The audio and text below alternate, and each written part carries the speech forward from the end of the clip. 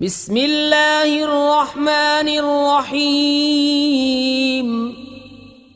سبح لله ما في السماوات وما في الأرض وهو العزيز الحكيم. அஸ்ஸலாமு அலைக்கும் வரஹ்மத்துல்லாஹி வபரகாத்துஹு. அளவற்ற அருளாளனும் நிகரற்ற பேரன்புடையவனுமாகிய எல்லாம் வல்ல அல்லாஹ்வின் திருப்பெயர் பற்றி ஆரம்பம் செய்கின்றேன். அன்பானவர்களே, பொதுவாகவே சில நேரங்களில் சில உணர்ச்சிகள் நமக்கு வெளிப்படும். அதில் மிக முக்கியமானது என்ன அப்படின்னா, நம்ம பசியோடு இருந்தோம்னு வச்சுங்களேன், கோபம் அதிகமாக வரும். ஒரு பலகீனம் என்ன செய்யும் அப்படின்னா, இன்னொரு விஷயத்தை என்ன செய்யும், வெளிப்படுத்தும். இதுதான் மனித இயல்பு.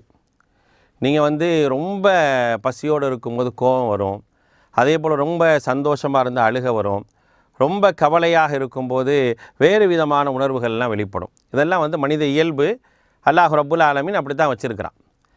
இதையெல்லாம் தாண்டி இறைவன் என்ன சொல்கிறான் அப்படின்னா, இது மாதிரியான இயல்புகள் இருந்தாலும் சில விஷயங்களை என்ன செய்யணும் அப்படின்னா நீங்கள் கட்டுப்படுத்தணும். அதை என்ன செய்யணும் அப்படின்னா கண்ட்ரோலாக இருக்கணும். சில விஷயங்கள் என்ன செய்யக்கூடாது அப்படின்னா இந்த மாதிரியான காரியங்களை எல்லாம் நீங்கள் இழந்துடக்கூடாது அப்படிங்கிற மாதிரியான நிறைய உபதேசங்களை மார்க்கம் நமக்கு சொல்லி காட்டுது. அதில் மிக முக்கியமானது என்ன அப்படின்னா, நம்ம என்றைக்குமே நாம் மென்மைத்தன்மை இழந்துடக்கூடாது. ஒரு கடினமானவர்களாக என்ன செய்ய முடியாதுன்னா நம்ம இருக்க முடியாதுங்க. அப்படி இருந்தோம் அப்படின்னா நம்மளை சுற்றி இருக்கவங்க யாரும் நம்மளோட வரமாட்டாங்க. நம்ம நன்மையின் பக்கம் கவனம் செலுத்த முடியாமல் போயிடும். இந்த மாதிரியான நிறைய விஷயங்கள் இருக்குது. அதனால தான் அல்லாஹுடைய தூதர் ஸல்லல்லாஹு அலைஹி வஸல்லம் அவங்க சொன்னாங்க, மை யுஹ்ரிமிர் ரிஃப்க யுஹ்ரிமில் ஹைர் அப்படின்னாங்க. மென்மையை இழந்தவன் நன்மையை இழந்து விடுவான். அல்லாஹ் அக்பர். எவ்வளோ அழகான ஒரு ஹதீஸ் பார்த்தீங்க. ரொம்ப சுருக்கமான ஒரு செய்தி, அரை வரி தான் இருக்கும். அந்த அரை வரியில் எவ்வளவு அழகான ஒரு செய்தியை அல்லாஹுடைய தூதர் ஸல்லல்லாஹு அலைஹி வஸல்லம் சொல்கிறாங்க பாருங்கள். மை யுஹ்ரிமிர் ரிஃப்க யுஹ்ரிமில் ஹைர். மென்மையை இழந்தவன் நன்மையை இழந்து விடுவான். நான் மட்டும் என்ன செஞ்சிட்டேன் அப்படின்னா, என்கிட்ட இருக்கக்கூடிய அந்த யதார்த்தமான அந்த நல்ல குணத்தை இழந்துட்டேன் அப்படின்னா எல்லா விதமான தீய குணமும் வந்துடும். கோபம் வரும், ஆத்திரம் வரும், திட்டுவோம், ஏசுவோம், இது மாதிரியான எல்லா விஷயங்கள் என்ன செய்து வந்துடும். உதாரணத்துக்கு யோசித்து பாருங்களேன், திடீர்னு நமக்கு கடுமையான ஆத்திரம் வரக்கூடிய நேரத்தில் என்ன பேசுகிறோன்னு கூட தெரியாது. அப்படிலாம் என்ன செய்வோம், நடந்துக்கும். அதனால் என்ன ஆகும் அப்படின்னா, எதிரில் உள்ளவனுக்கு நாம் நன்மையை சேர்த்து தருவோம். ஏன்னா நபி ஸல்லல்லாஹு அலைஹி வஸல்லம் சொல்கிறாங்க, ஒரு மனுஷன் ஒருத்தனை திட்டினா அப்படின்னா அவன் நாளைக்கு அல்லாஹ்ட்ட சொல்லுவான், கதை சத்தமஹாதா, இந்தால் என்னை திட்டினார் அப்படின்வான்.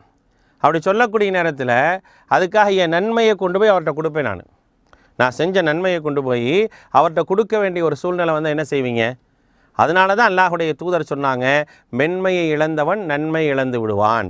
அப்போ என்னுடைய நன்மை என்ன செய்யுது அப்படின்னா, எனக்கு இருக்கக்கூடிய அந்த மென்மை குணத்தை இழப்பதின் காரணமாக ஏற்படுகின்றது அப்படிங்கிறத மார்க்கம் சொல்லி காட்டுது.